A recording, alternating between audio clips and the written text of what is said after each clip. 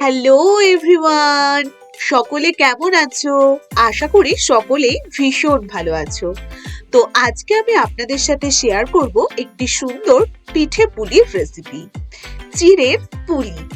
পুলি পিঠা তো সকলেই বানিয়েছেন বিভিন্ন স্টাইলে, কিন্তু কখনো চিড়ের পুলি তৈরি করেছেন কি? তাহলে ঝটপট প্রথম থেকে শেষ পর্যন্ত দেখে নিন এই শীতকাল স্পেশাল চিড়ের পুলির রেসিপি। এই চিড়ের পুলি খেতে কিন্তু ভীষণ টেস্টি, আর রসে ভেজা চিড়ের পুলি হলে তো কথাই নেই। ঝটপট দেখে নিন রেসিপিটি প্রথম থেকে। প্রথমে আমি নিয়ে নিয়েছি 1 কাপ শুকনো চিড়ে। একদমই শুকনো এই চিড়ে নিয়ে নিতে হবে প্রথমে 1 কাপ একটি মিক্সিতে। ব্যাস সম্পূর্ণটা মিক্সিতে দিয়ে খুব ভালো করে শুধু কোনো রকম জল ছাড়াই ডাস্ট করে নিন। দেখুন একদমই ডাস্ট কিন্তু তৈরি। এবারে সেই চিড়ের গুঁড়োটা একটি বোলে ঢেলে দিন। ঢেলে নিয়ে এবার তাতে দিয়ে দিন ময়দা 1 কাপ। 1 কাপ ময়দা দিয়ে তাতে দিয়ে দিন সামান্য হাফ চামচ চিনি আর 1/4 চামচ নুন। দিয়ে দিচ্ছি বড় চামচ দিয়ে 1 থেকে 2 চামচ সাদা তেল। এবার সবকিছুকে শুকনোই খুব ভালো করে মিশিয়ে নিন। বন্ধুরা, এই চিড়ের পুলি বানাতে হলে আপনারা যদি এই স্টেপ বাই স্টেপ বানান, সবকিছুর পরিমাপ আমি দিয়ে দিয়েছি। এইভাবে বানালে চিড়ের পুলি খেতে হবে খুব স্বাদের। এবারে হালকা গরম জল দিয়ে ডোটিকে মেখে দিন। এখানে অবশ্যই বন্ধুরা গরম জলই দেবেন, ঠান্ডা জল দেবেন না, তাহলে ভীষণই সফট হবে ডোটি। এবার মেখে নিয়ে এইভাবেই ঢাকা দিয়ে রেখে দিন 15 থেকে 20 মিনিট। ততক্ষণে আমি ভেতরের পুর তৈরি করে নেব। এবার কড়াইতে দিয়ে দিচ্ছি বেশ কিছুটা নারকেল কোড়া। এবার গ্যাসের ফ্লেম একদমই হাই করবেন না, নারকেলটা যাতে একটু হালকা হালকা লালচে হয়, একদমই যেন পুড়ে না যায়। একটু হালকা হালকা নারকেলটা দিয়ে একটু হালকা লালচে লালচে করে নিয়ে এবারে তাতে দিয়ে দিতে হবে হাফ কাপ চিনি। যে যেরকম মিষ্টি পছন্দ করেন সে সেরকমই মিষ্টি দেবেন। এবার তাতে দিয়ে দিচ্ছি 1 বাটি মতন ক্ষীর। যেহেতু ক্ষীর পড়েছে তাই আমি এখানে হাফ কাপ চিনি দিয়েছি। খুব ভালো করে সবকিছুকে নেড়ে চেড়ে মিশিয়ে নিন।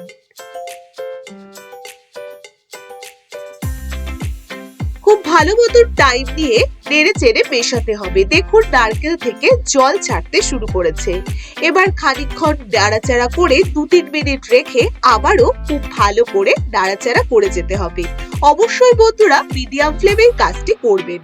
হাই ফ্লেম করলে শুকিয়ে যেতে পারে, একদমই খড়খড়ে করবেন না।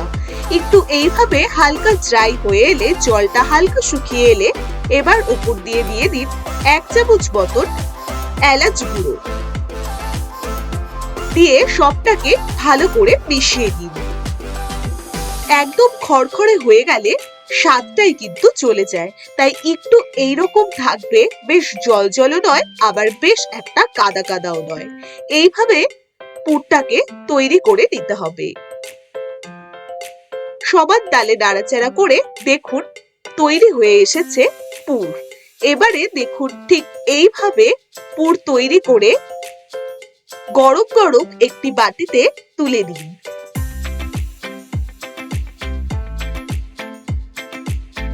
ব্যাস সম্পূর্ণটা আমি একটি বাটিতে তুলে নিলাম। ব্যাস এবারে 15-20 মিনিট বাদে সেই ডো থেকে এরকম ছোট ছোট সাইজের বেশ কতগুলো লিচি তৈরি করে নিন। একদমই ছোট সাইজ করবেন না, বেশ এইরকম সাইজের কতগুলো লিচি তৈরি করে নিন।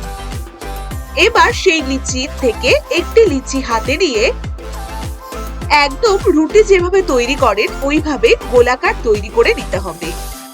ব্যাস গোল তৈরি করে নিয়ে এবার একটি কাপে বা বাটিতে ময়দা নিয়ে এইভাবে 4 সাইডে একটু হালকা ময়দা লাগিয়ে দিন।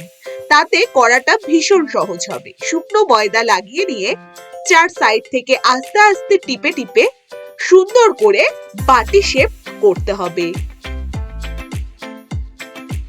ব্যাস দেখুন, এইভাবে ঘোরাতে ঘোরাতে আস্তে আস্তে দুটো আঙ্গুল দিয়ে বেশ একটি সুন্দর বাটি তৈরি করে নিচ্ছি।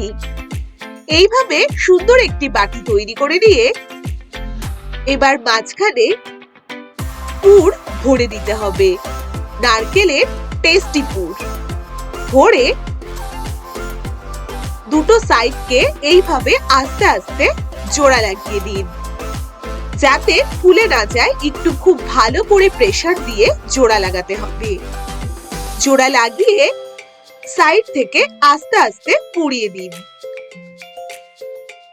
এই চিড়ের পুলি খেতে কিন্তু ভীষণই নরম হয় আর খেতেও ভীষণ টেস্টি হয়। আপনারা একবার এই স্টাইলে চিড়ের পুলি বানিয়ে অবশ্যই দেখুন। ব্যাস এইভাবে একটি সাইড বেশ মুড়িয়ে তৈরি করে নিলাম চিড়ের পুলি। এবারে আমি আপনাদের আরো একটি স্টাইলে পুলি তৈরি করা দেখাবো। এবার সেম প্রসেসে বাটি তৈরি করে নিয়ে মাঝখানে ঢুকিয়ে দিন সেই টেস্টি নারকেলের পুর। এবার দেখুন, দুটো সাইডকে এইভাবে চেপে ঠিক মাঝখানটায় এই রকম একটু চোখা শেপ করে নিন। এই শেপটাও কিন্তু ভীষণ ভালো লাগে।